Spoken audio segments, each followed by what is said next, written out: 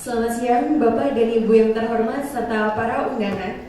Kami ucapkan selamat datang di acara Transformasi Pendidikan Universitas Pelita Harapan Surabaya Economic Outlook for 2015 Opportunities for Indonesia. Pada siang hari ini, kita akan mendengarkan pemaparan keynote dari Bapak Dr. Mohtar Yadi, Founder and Chairman of the Lipo Group, dan pembicara tamu Singapore Ambassador to Indonesia. Untuk mempersingkat waktu, kita akan segera memulai acara siang ini dengan doa bersama yang akan disampaikan oleh Profesor Adrianus Moy selaku Rektor Universitas Pelita Harapan Surabaya. Yang kami hormati Bapak Mohtar Yadi, Your Excellency, the Ambassador of Singapore to Indonesia, Mr. Anil Kumar Naya, Ibu-ibu dan Bapak-bapak yang saya hormati. Selamat sore. Shalom. Kita akan memulai acara kita seminar mendengarkan paparan dari Bapak Mohtar Yadi. Dan ini adalah satu kesempatan yang baik sekali. Beliau akan sharing dengan kita mengenai tentu prospek pembangunan Indonesia khususnya ekonomi, mengenai opportunities, peluang-peluang, tentunya juga tantangan-tantangan yang kita hadapi. Dan nantinya saya harapkan juga tentunya akan berbicara mengenai bagaimana kita meraih peluang-peluang itu dan menghadapi tantangan itu, di mana nanti akan sangat menentukan apa yang kita namakan the human capital of Indonesia. Dan ini tentu berbicara mengenai sumber daya manusia yang berkualitas. Itulah definisi dari human capital.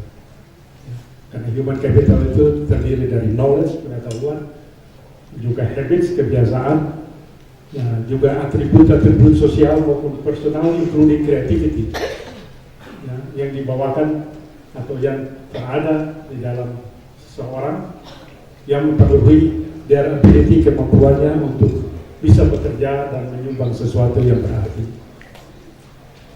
Nah, tapi sebelumnya saya ingin supaya kita semua memohon tuntunan dari Tuhan pada kita dalam mengikuti seminar ini.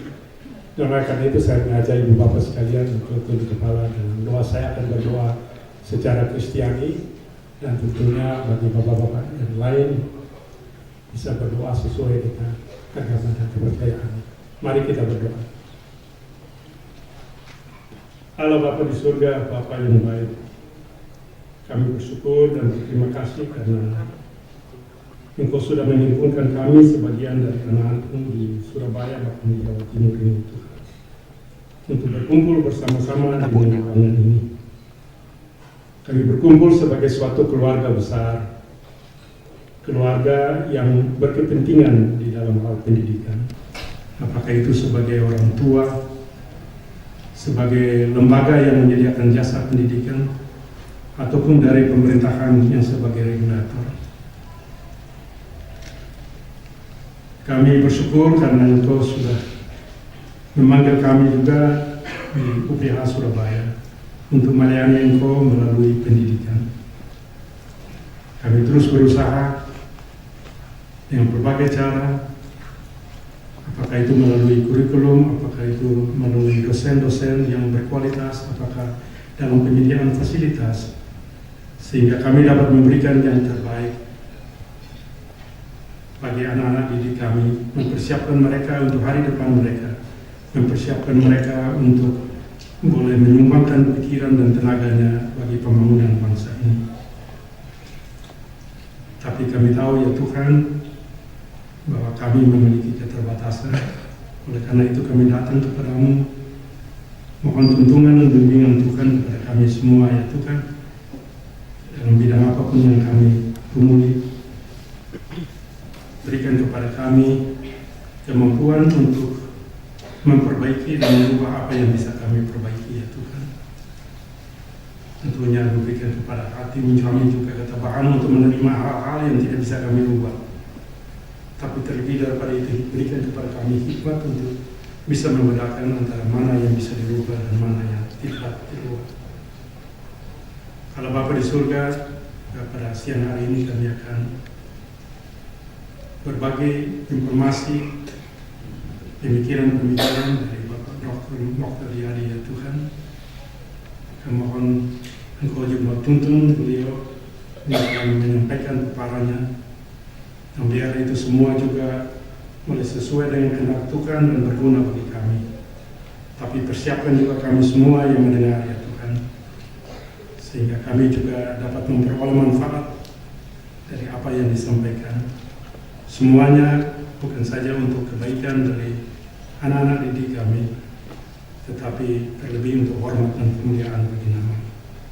Inilah doa kami yang sederhana ya Tuhan. Sempurnakan doa ini karena kami menaikkan doa ini hanya di dalam nama anak Yesus Kristus Tuhan dan Juru Selamat kami. Amin.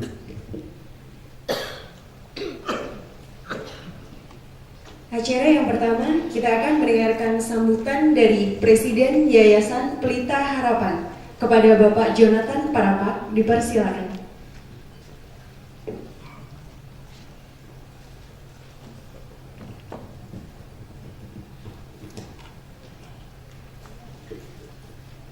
Yang saya hormati Dr. Mohtar Riyadi, yang kami banggakan juga, Your Excellency Ambassador Singapore, welcome to Surabaya and to UPH. Also, I'd like to welcome especially for the first time, Dr. Bethany Skattinger, the senior pastor to the Yayasan. Dan saya ingin menyambut para kepala sekolah yang banyak sekali hadir dan para undangan yang hadir pada sore hari ini untuk kita mendengarkan satu paparan yang luar biasa dari seorang yang pengalamannya luar biasa banyak ya, dan sudah terbukti berhasil dengan begitu gemilang, dan itu merupakan satu kesempatan yang langka. Perkenankan saya atas nama Yayasan Pendidikan Pelita Harapan yang sangat terpanggil untuk menjadi berkat bagi bangsa ini di bidang pendidikan, mulai dari TK, SD, sampai dengan perguruan tinggi, di mana pada saat ini sudah ada 3 universitas, sudah ada 5 sekolah Pelita Harapan, sudah ada 8 sekolah Dian Harapan, dan sekarang ini sekitar, kalau dihitung TK dan sebagainya, sekitar 71 sekolah Lentera Harapan di seluruh Indonesia. Dan saya tahu seorang yang telah memberikan dorongan dan visi untuk semuanya ini adalah Dr. Mohtar Riyadi yang akan berbicara pada siang hari ini. Saya sangat menghargai dukungan yang diberikan oleh para kepala sekolah dan masyarakat Surabaya dan Jawa Timur, sehingga kehadiran UPH di Surabaya dan Jawa Timur ini terus-menerus ingin kita baktikan bagi kepentingan kita semua. Saya ingin melaporkan kepada kita semua bahwa seiring dengan tema yang diangkat pada siang hari ini, berbicara tentang masa depan, outlook, tentang bidang ekonomi, dan juga dengan pemerintahan yang baru di Republik Indonesia yang kita cintai ini, UPH Surabaya baru saja mengalami transformasi untuk berkomitmen menjadi universitas yang lebih baik, yang lebih berkualitas, dan untuk dibaktikan kepada masyarakat di Jawa Timur, di Surabaya, dan Indonesia Timur pada umumnya. Saya ingin menyampaikan bahwa Yayasan Pelita Harapan berkomitmen bahwa UPH yang kita bangun di Surabaya ini, di Jawa Timur ini, kita harapkan betul-betul berkualitas. Oleh karena itu, I'd like to give special thanks to our friend from SIMGA. Oh, there you are. That's right. SIMGA, mereka sudah hadir berpartner dengan kita, sehingga kita ingin bahwa kualitas pendidikan yang kita sajikan di UPH Surabaya ini adalah setara dengan the Singapore quality. And I think also with Dr. Bethany is here, it will be at the level of the American quality. Sehingga dengan demikian, itu merupakan satu sumbangsi dan komitmen dari Yayasan Pelita Harapan. Saya sekali lagi menyampaikan penghargaan dan terima kasih kepada seluruh stakeholders yang mendukung. Saya lihat ada Pak Daryanto dari Kopertis. Terima kasih Pak, selalu mendukung upaya kami ini, dan semoga transformasi yang kami lakukan ini juga mendapat blessing dari Kopertis, karena ini merupakan satu dorongan untuk memperbaiki kualitas pendidikan. Terima kasih kepada seluruh stakeholder masyarakat yang mendukung UPH Surabaya. Siang ini kita diberkati Tuhan hadir, dan saya tahu Pak Motar yang tadi mengatakan 86 dan masih muda, tetapi begitu sibuk menyediakan waktunya untuk berbicara kepada kita. Ya satu, ya pengalaman dan visi ke depan, dan kiranya akan bermanfaat bagi kita.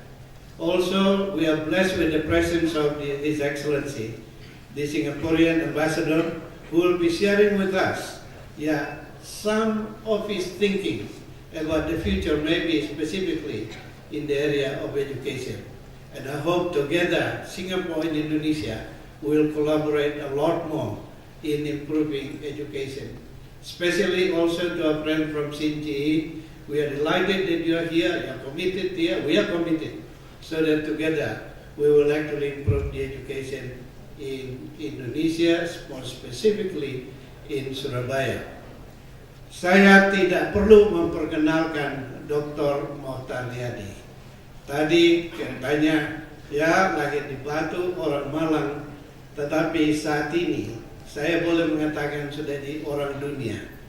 Kalau kita berbicara globalisasi, Pak Mohtar yang dari Batu, dari Malang, membuktikan bahwa orang Batu, orang Malang, orang Jawa Timur bisa menjadi global citizen dan juga melaksanakan bisnis di seluruh dunia.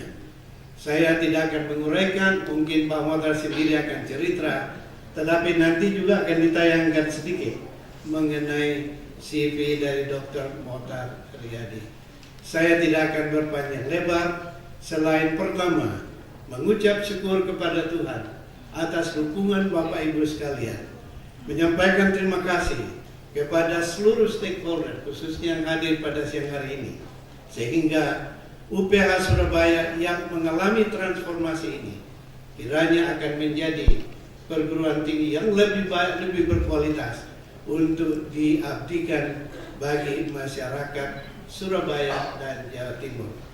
Mari sambil kita melihat apa yang ditayangkan ini, kita menyambut kehadiran Dr. Mohtar Riyadi yang akan berbicara kepada kita tentang Economic Outlook 2015, peluang dan tantangan yang kiranya bermanfaat bagi kita semua.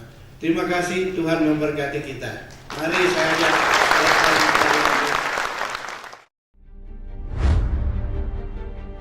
60 years ago, a Chinese Indonesian called Mohtar Riyadi moved to Jakarta with dreams of banking. 3 decades later, he transformed its banking landscape and laid foundations for Panin Bank, Lippo Bank, and Indonesia's now largest private bank, BCA.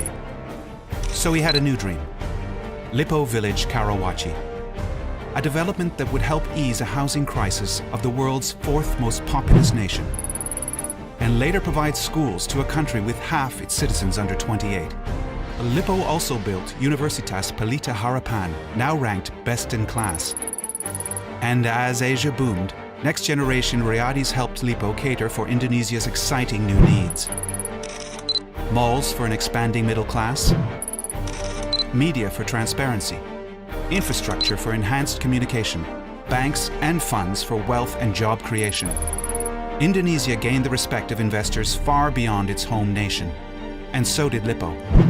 Today, it's a Lippo Group company, Singapore's OUE, that owns US Bank Tower in LA. Lippo began as a family business with global dreams, but became a global business for every stage of family life. As it keeps growing, the principles and dynamism that delivered success to Dr. Riyadi from 1954 will always be at the Lippo Group core.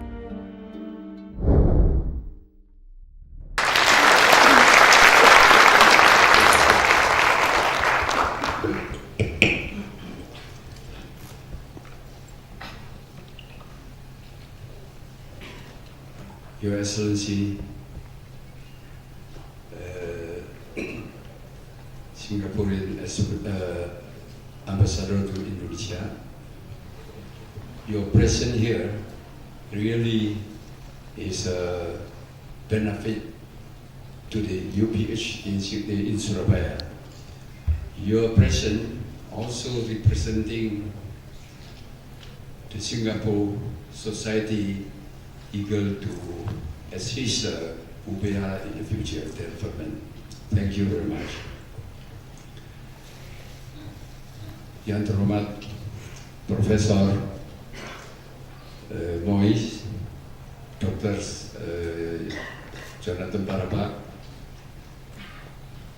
dan tidak lupa saya ingin memperkenalkan cucu saya, John Riyadi.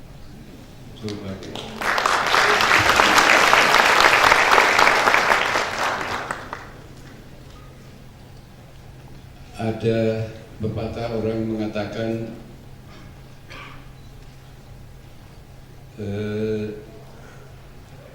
kalau cucu itu lebih hebat daripada kakek itu satu rezeki.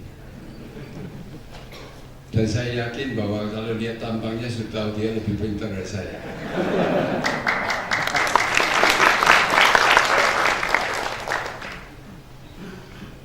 Pertama-tama saya ingin memperkenalkan bahwa saya ini adalah dilahirkan di Batu. Kalau batu itu kan keras, jadi dilahir di atas barang yang keras, tidak nyaman. Dan dibesarkan di kota Malang. Namun nasib saya tidak Malang.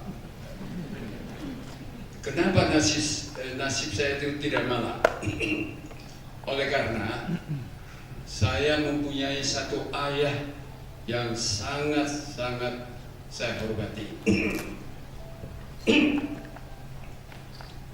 Waktu ayah saya berusia 40 tahun, ibu saya sudah meninggal dunia oleh karena sulit dalam melahirkan adik saya. Dan oleh karena dia merasa bertanggung jawab untuk memelihara saya, mendidik saya, maka dia tidak pernah kawin lagi. Dan mulai tahun usia 40, dia berupa ayah saya, juga berupa ibu saya. Tiap hari dia memperhatikan pekerjaan sekolah saya di Malang dulu. Dan dia selalu mengatakan bahwa satu keluarga kalau ingin supaya bisa berkembang makmur, sangat-sangat tergantung pendidikan. Satu perusahaan bisa berkembang dengan baik sangat tergantung pada orang-orang di dalam perusahaan itu yang pintar, yang terdidik. Dan suatu bangsa yang besar sangat tergantung pada pendidikan nasional. Jadi ayah saya itu selalu memperhatikan tentang pendidikan. Dan oleh karena itulah, walaupun saya dilahirkan di dalam satu keluarga yang relatif tidak mampu, tapi saya bisa menyelesaikan pendidikan perguruan tinggi pada saat itu. Dibayangkan 80 sekian tahun yang lalu, ayah bisa mengirim saya untuk mengambil pendidikan di Nanjing University. Itu adalah suatu usaha yang sangat besar. Saya merasa syukur bahwa saya mempunyai suatu ayah yang baik ini. Itu yang memberikan suatu kesempatan saya mendapat pendidikan yang baik. Dan itu adalah suatu pembekalan saya untuk berkembang. Dan yang kedua adalah waktu saya selesai kuliah kembali ke Indonesia, saya memberikan permohonan kepada ayah saya untuk pindah ke Jakarta. Pada saat itu saya tidak bilang ke Surabaya, dari Malang ke Surabaya, tapi saya langsung cerita adalah dari Malang ke Jakarta. Ayah saya tidak sefaham. Dia merasa bahwa ibu kota Jakarta itu adalah kota besar dan harus mempunyai modal yang besar dan hubungan relasi yang luas. Kamu orang Malang yang tidak mempunyai modal besar, yang tidak mempunyai relasi di Jakarta, bagaimana kamu bisa hidup di sana? Dan saya jelaskan bahwa pohon yang dalam pot itu tidak akan bisa bertumbuh besar. Pohon yang bisa besar hanya kalau ditanam di luar rumah. Disitulah mengizinkan saya untuk berusaha di Jakarta. Dengan suatu tekatan yang besar ini, maka saya mempunyai kesempatan untuk berkembang sampai hari ini. Kita tahu bahwa kalau kita ingin berkembang di suatu kota besar, maka kita harus mempunyai suatu kemampuan untuk analisa dan sebagainya. Misalnya hari ini saya diberi topik ini adalah tentang ekonomi outlook for 2015, opportunities for Indonesia.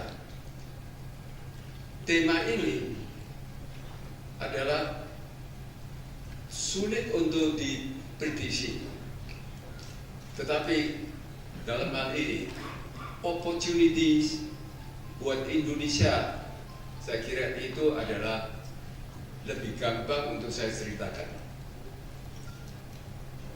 Seperti kita ketahui bahwa pada tahun 2000 saya memprediksikan bahwa Tiongkok akan menjadi faktor China atau China faktor di tahun 2000.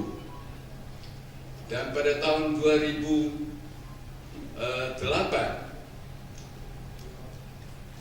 redaktor daripada New York Times dan dari CNN itu Farid Zakaria telah menulis satu buku adalah Post American War.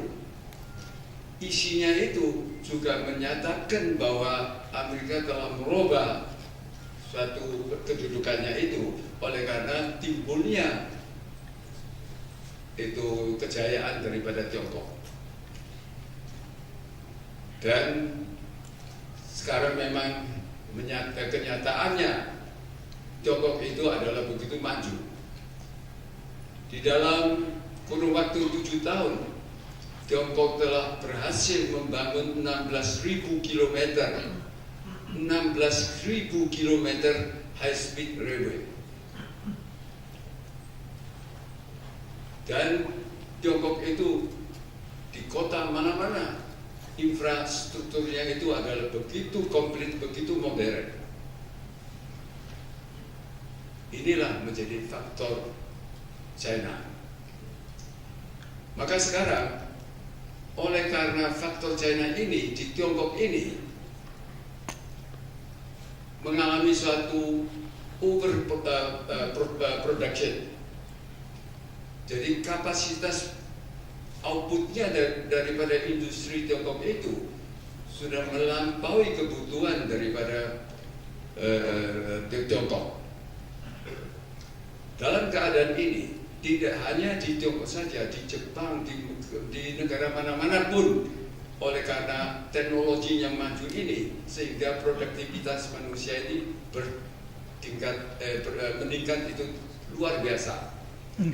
Dan disitulah menyebabkan semua negara mengambil suatu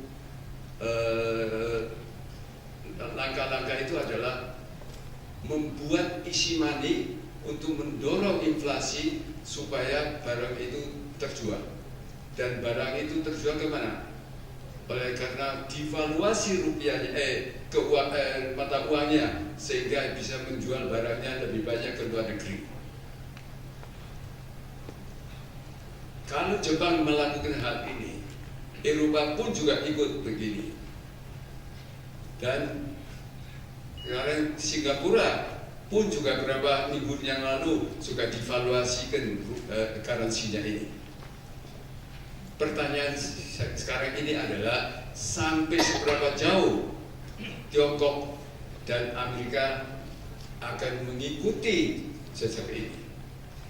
Kalau dua negara raksasa ini juga mengikuti suatu langkah-langkah yang demikian untuk devaluasi, maka timbullah suatu peperangan mata uang di dunia ini. Pertanyaan saya adalah, kita dihadapi dengan suatu perang mata uang dunia ini, maka Indonesia ini akan ambil langkah apa yang paling tepat? Tiongkok pada saat ini adalah di dunia ini menjadi satu negara di dunia ini yang paling besar, paling cepat, paling berpengalaman membangun infrastruktur. Justru di Indonesia kita adalah kekurangan pengalaman di dalam pembangunan infrastruktur. Maka kelebihan tenaga kemampuan daripada Tiongkok untuk dalam pembangunan infrastruktur ini itu akan menjadi suatu opportunity daripada bangsa kita. Dalam waktu yang akan datang ini, saya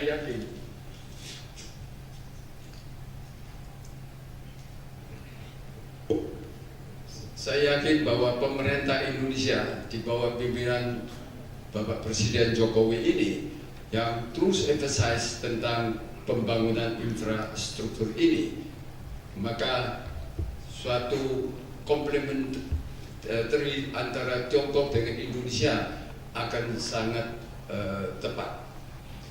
Dan dengan demikian, inilah suatu opportunity bagi Indonesia. Dalam hal ini, menurut pandangan saya, mata uang rupiah dalam waktu singkat ini tidak akan lebih kuat. Oleh karena nilai tukar daripada rupiah yang lemah ini bukan hanya Indonesia sendiri yang mengalami ini, tapi seluruh dunia menghadapi hal yang sama. Tidak perlu dikhawatirkan. Ini yang saya bisa prediksi. Tetapi kalau kita cerita untuk hari depannya, opportunity-nya daripada Indonesia sangat tergantung pada pendidikan. Tanpa pendidikan, yang tadi saya jelaskan, ayah saya mengatakan bahwa suatu bangsa bisa